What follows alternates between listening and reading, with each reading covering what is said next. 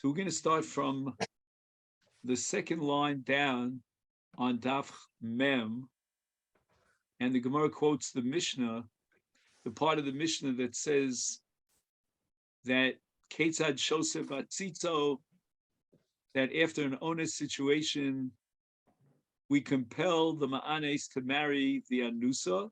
Again, there's veto power. She could veto it. Her father could veto it. But he, the Ma'anes who perpetrated this horrendous crime, he cannot choose or opt for not marrying her. He's obligated to marry her, and he cannot even divorce her, according to Jewish law.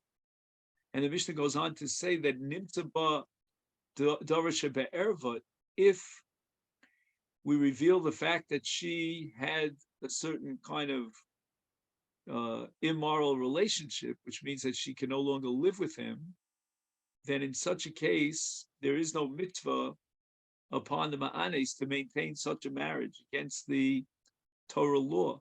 And the same thing would be if, let's say, she's a mamzeres, which is chayve lavim, he's not going to marry her. And this is derived from the pasuk below tzia leisha. The Mishnah says isha ra'uyalo. She has to be a woman that legally, according to the halacha, he's allowed to be married to. Amar Rav Kahana, Amrisa l'shmaita kamid Rav Zvid minarda. When I shared this halacha with Rav Zvid, I raised the following question that really bothered my mind.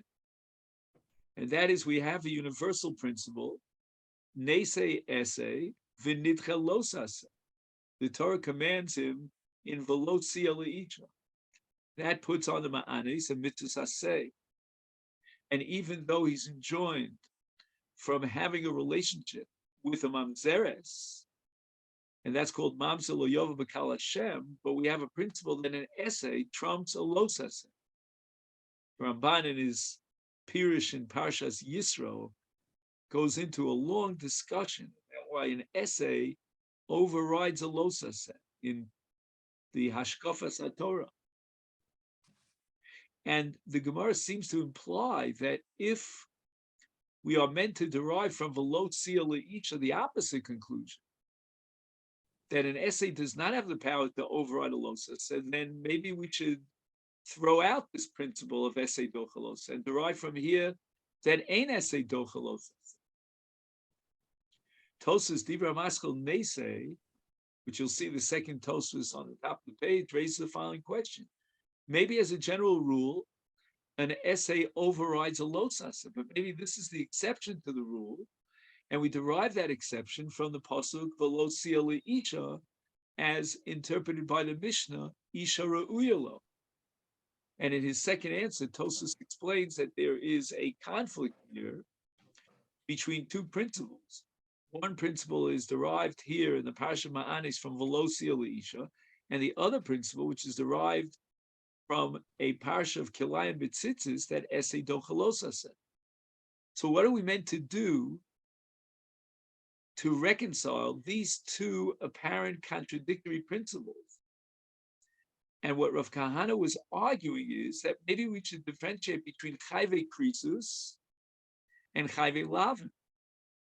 In the case of chayve krisus, we're going to apply the principle of the lo sia le'icha, isha ra'uyalo. And if she is, for example, his sister, which is an Isel Erva of Chayve Krisus, then we'll exclude the mitzvah of Velo Sia Le'icha. But on the other hand, if it's Chayve Lavin, like the case of a Mamzeres, then we'll apply the universal principle of Esei Dochalosasa. And yet the Mishnah assumes that absolutely Ein Esei Dochalosasa, even in Chayve Lavin. Applying the principle of v'lo sia le'icha, why not apply the principle of essay dochalosasa? Amali, this is Rav Zvid, as reported by Rav Kahana in response to his question. And what we're about to learn is one of the most famous pieces of Gemara in the entire Masechet Ketuvot. Hechamrina neisei de essay b'nidchei losas. When do we apply the principle of essay dochalosas? And here the Rishonim invoke a pasuk in Parshas Kitetze, Kigon Mila Bitaras. The pasuk, as quoted by the Rishonim, Hishomer benegat saras lishmar miod.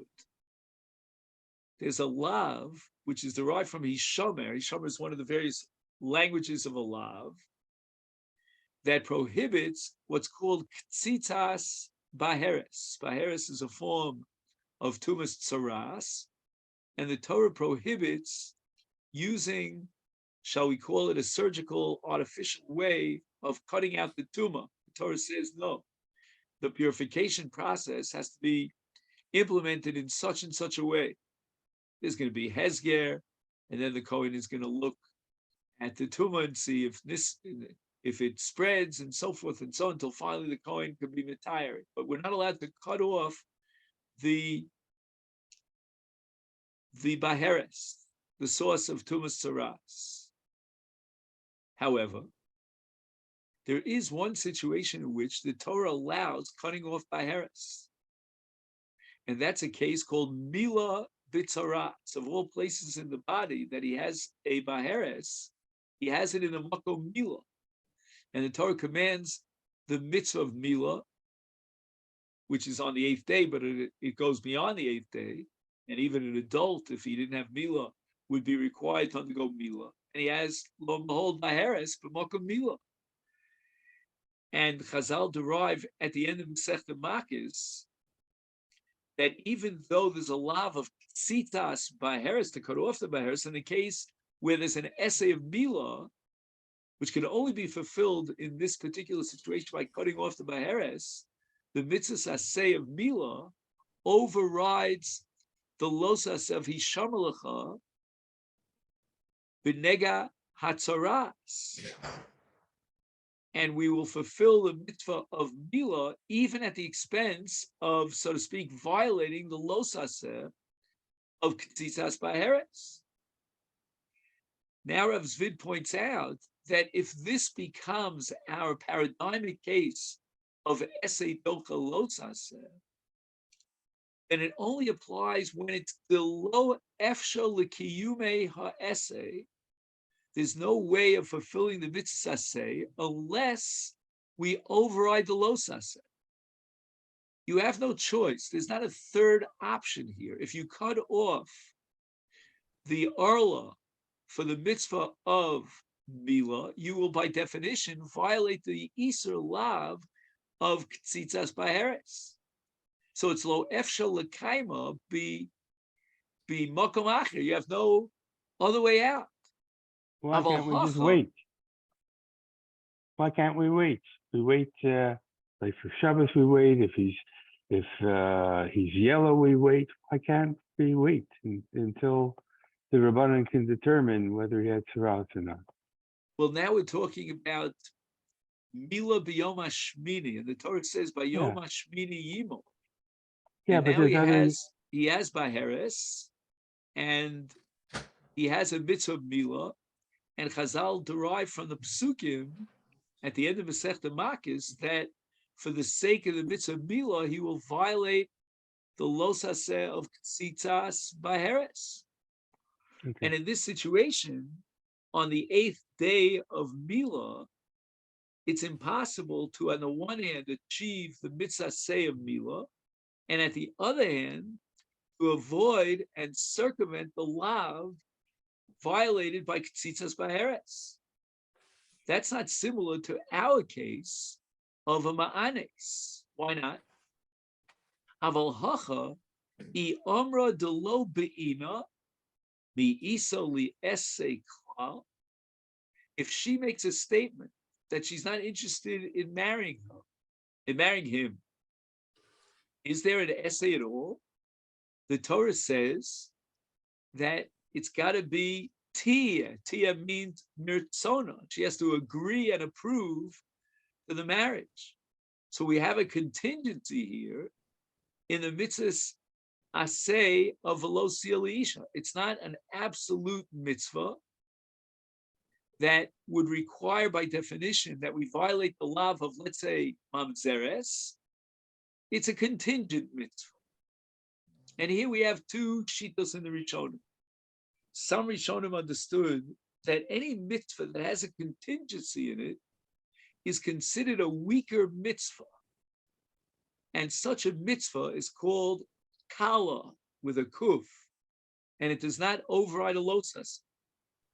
And here, the mitzvah of alosia leisha, since it's got a built-in contingency, it's not an absolute mitzvah. Therefore, it becomes lower down to the level of a mitzvah kala.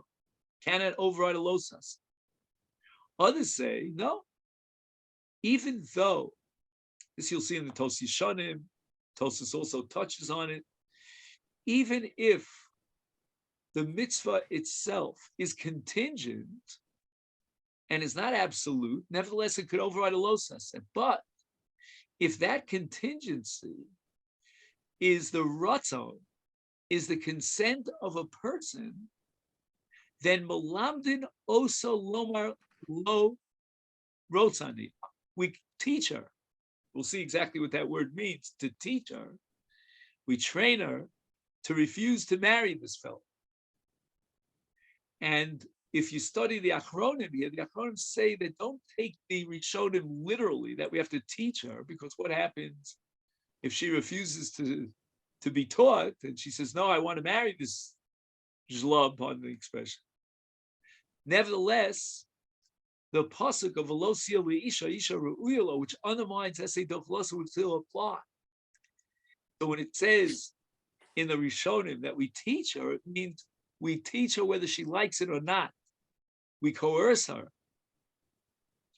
It could be that according to some Rishonim, we have to guarantee that she will refuse to marry him in order to avoid violating a los haseh of mamzeres.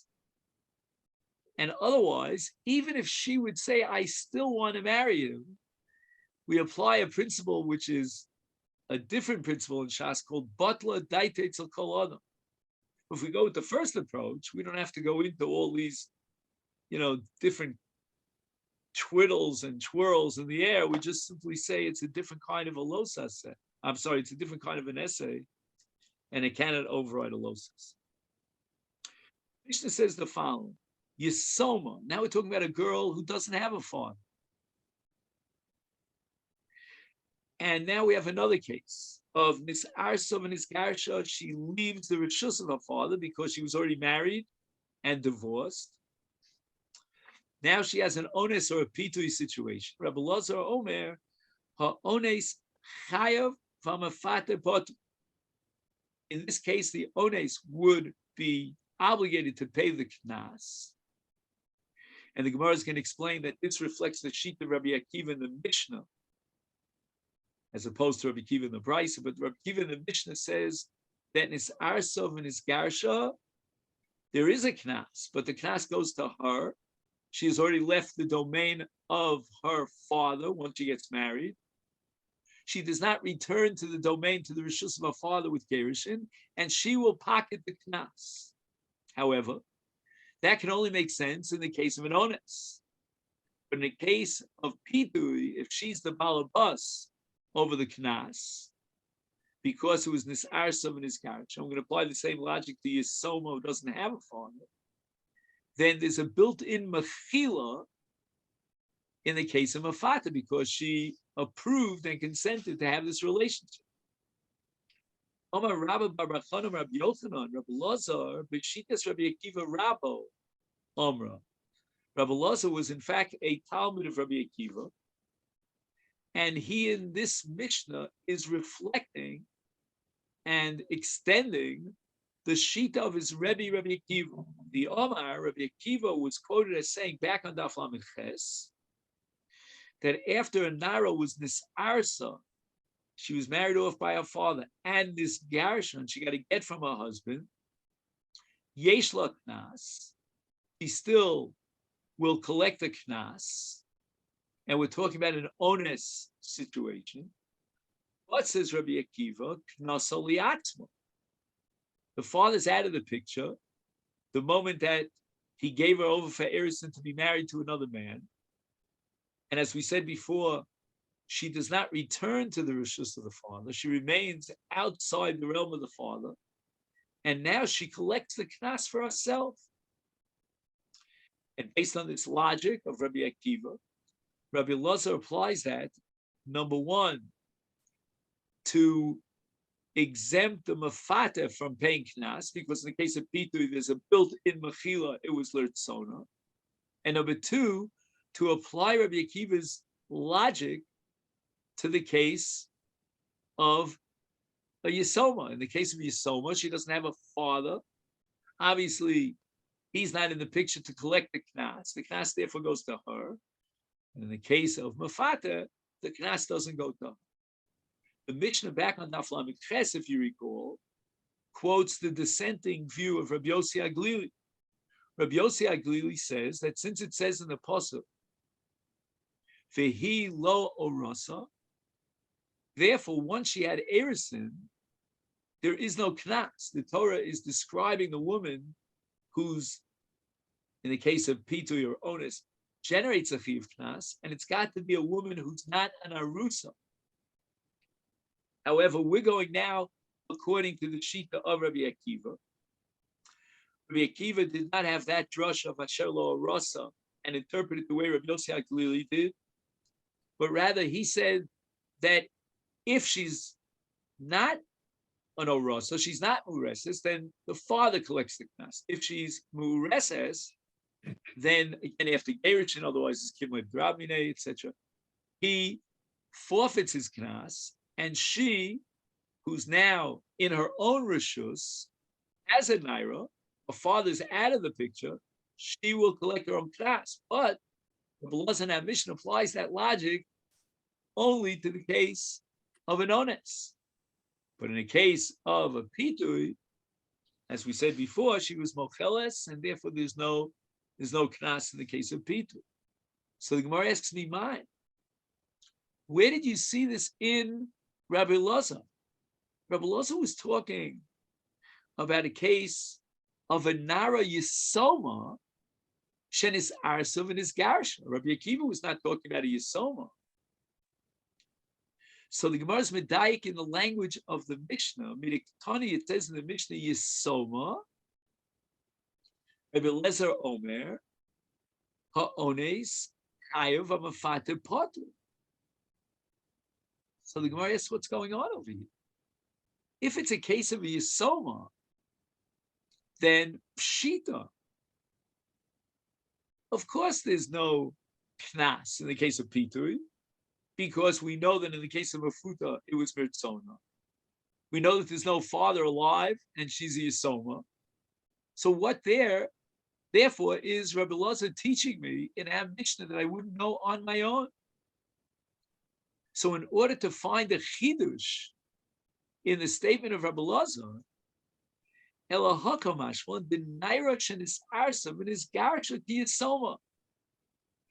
Rabbi Elazar wanted to do by implementing the principle of his Rebbe, Rabbi Akiva, was to tell us that there's a woman who's like a Yisoma. Of course, in the case of Yisoma, if she's Mefuta, there's Mechila, and therefore there's no Knas. But the Chiddush is that there's another woman who's not a Yisoma, but she has the legal status of a Yisoma. Who is the woman who has the legal status of a Yisoma?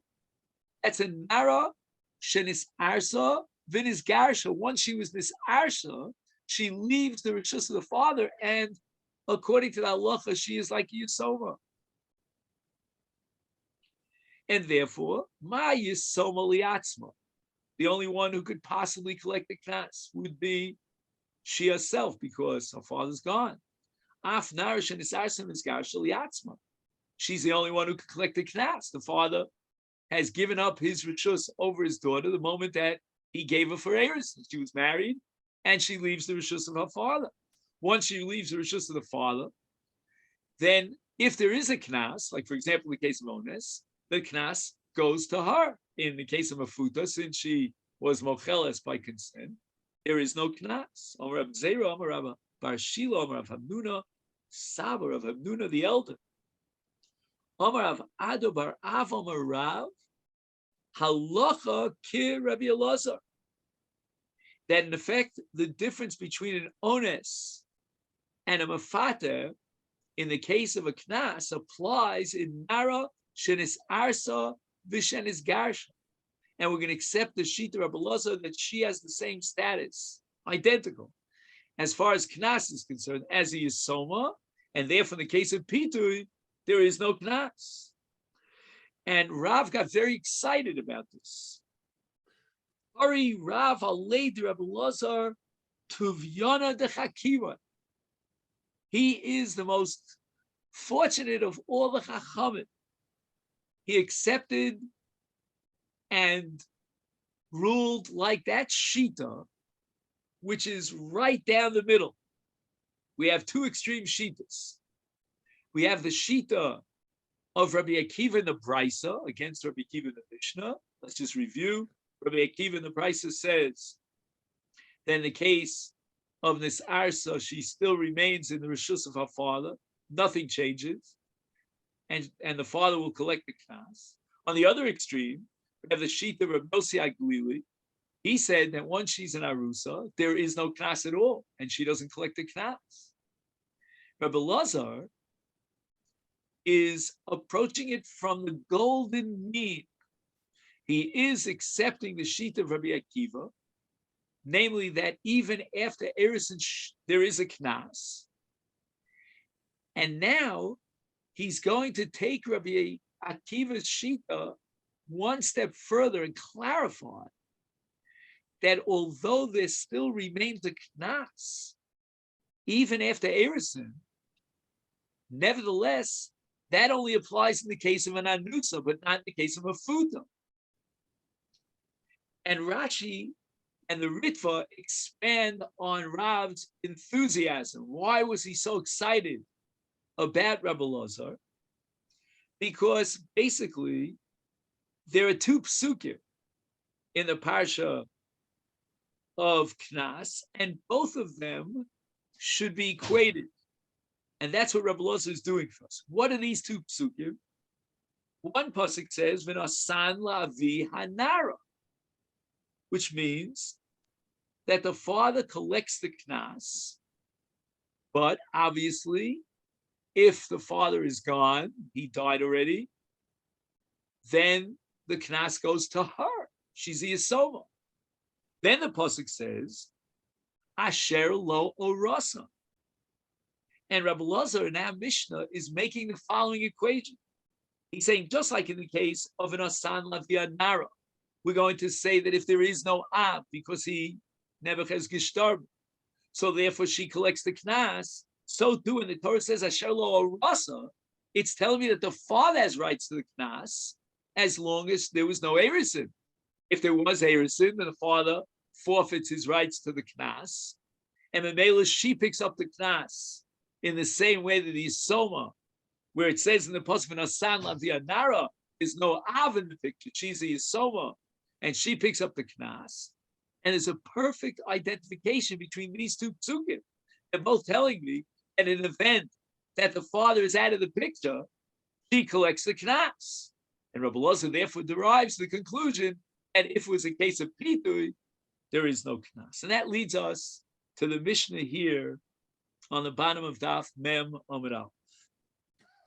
This Mishnah is an extension of the Mishnah on Daf Lamed Tes about the other payments in addition to Knas in the cases of Ones and Mefata. One of those payments, which is a Chiyuv Mazik called Chovel B'Chavero, and is common to both Ones and Mefata. Again, keep in mind, we're talking about a Nara who has a father. There was no Erison. Father didn't die, Baruch Hashem. He's alive and well. And we're going to focus now on Boshes. And in effect, this piece of Gemara that we're about to learn is a clone from a Sugya in Perek HaChovel in Masechet Bava Kama. What is Boshes? Ezu Boshes. Is there some sort of a universal, uniform standard to determine how much you pay for Boshes? Or is Boshes subjective and depends upon two variables. Variable number one is called the mavayesh, and variable number two is called the misbayeshes. One is the perpetrator, and the other is the victim. Hakol lefi hamavayesh ve'hamisbayesh. Let's explain. In the case of a mavayesh, he can fit into one of three categories. He could be an Adam Chashuv, he's the mayor of the town. He could be an Adam Zolel. Zolel means he belongs to the lowest echelon of society. He sits on the the railings, and he doesn't really contribute much to society. He drinks gluttonously. He's the Zolel on the lowest level. And then you have the middle level, which is called the Adam Beinin. And the Mavayesh, if he belongs to the highest echelon of society, that's going to upgrade the Bucha. Imagine getting a Bucha from someone so important, like the mayor of the town or the great scholar of the town. On the other hand, a Zolel, you know what? He rolls, and he, in his state of, he's half awake and half drunk. Nobody pays much attention to what he does and what he doesn't does. He yells out curses and so forth and so on. That's going to be a very low echelon of a Boshis. But if it's an Unabedini, it'll be somewhere in the middle, and that covers most of the people in the category of a Mavash. Then there's the Misbayish. And once again, we enter into the subjective element in the case of a Misbayish. What is the chashivas of a Misbayish? If a person is considered very respectable in society, he wears a tie, right? And such a person has a high level of boshus. If he's a lower level echelon people, his bucha level is low. And a Beinani fits right in the middle between the two. And in case of a Nara, Shenensa Onispatada,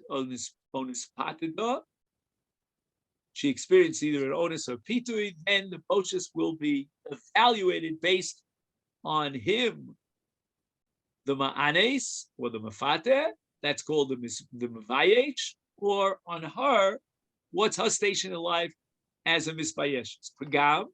Now we have another payment, which is both common to ones and mafate. What's pagam? Rono sakilu he shivcha nimteres b'shuk. How much would you pay for a shifcha if she was already a bu'ula after an ones or mafata? The Gemara is going to ask, why should the fact that she's a bu'ula have any impact on her status as a shifcha? Knas, shove b'cholod. The 50 shkolim is identical no matter who the ma'anis or the mafata was, no matter who the mafuta or shenis atito or shenis this aunt. And the Gemara is going to spend a lot of time trying to figure out how we know that on the one hand, Pagam and Boshes is subjective, and on the other hand, Knas is uniform and objective. The Tana ends up this Mishnah by saying, Kol Cheyeshlo Kitzva Min Torah Shav B'Chalodim, that we can extrapolate from this case of Knas, of Onus, of Mafuta, to all cases of Kitzva. Whenever the Torah says that you pay a certain amount, and the Torah specifies the amount, it's Shav L'Chol Adam. It means it always applies, and there's no subjective element to change that uniform Knas. And that's going to be the case of Shloshim Shel Eved. What does it mean, Shloshim Shel Eved? It means you're the owner of a shar, and the shar attacked and killed an Eved Knani. The Torah says you pay Shloshim Shkolim. And we're not going to look at the Eved and see how young he is, how vigorous he is, what he's worth on the market. And certainly the shar is not relevant. And it's always going to be the same Shloshim Shkolim. Frek the Gemara, How do you know, first and foremost, this is Gemara's first problem, that when the Torah says you pay 50 sloim, it doesn't swallow up all the other chiyuvim. Maybe the Torah is giving you a flat rate, like you go to a restaurant. So generally speaking, you pay for every course that you offer, that you order. And if you order drinks, you'll pay for drinks. You order a dessert, you'll pay for a dessert. You order a chocolate tornado for dessert, you'll pay for that. But sometimes there's a flat fee. You'll get a special. Right, we have a restaurant here a little bit up the block here called Shirat Hayam, and you pay the 300 shekel, for a couple, and you get a piece of fish, and you get the side dishes, and they even bring out some ices for dessert. I mean, you're probably getting hungry already. Okay, fine. So the Gemara wants to know, maybe the 50 shkolim is a flat fee, and it includes Oshes, it includes Pagam. Amar Reb Zera. Now, please emphasize the name Reb Zera, because this Reb Zera is going to eventually rescind everything that we're learning now, and then he's going to come up with an alternative. He says, Yomru, Baal Bas Melachim Chamishim? Baal Bas Hedyotos Chamishim? Is it possible that the Torah has a uniform standard fine of 50 for every woman? What if she's the princess? Could you imagine what a busha, what a terrible thing had happened to her? You're not taking into consideration the subjective element of busha process? And what if she's a bas hedyotos? She's a regular, average girl. That's a whole different. How can the Torah establish a uniform, absolute, objective fee? There are so many subjective elements here. It must be that there's tzvei dinim. There's one din of knas, and there's another din of bocha supagam. Knas is uniform and absolute. Bocha supagam is subjective. Amalei Abaye. Abaye says, what's our paradigmic case of a knas? It's going to be shloshim shel eved. Yehachi, according to your logic, Rabbi Zera, gabi eved nami. How could it be that the Torah says that if the eved was killed, you always pay the same exact fee? And it's going to be kesef shloshim shkolim, yomru. People are going to ask the following question. Eved nokev margolios. To work in a diamond district, a diamond factory, and you have to cut holes in the diamond, or in pearls, a pearl cutter, a diamond cutter, that's a very specialized kind of a skill. You pay good money for that.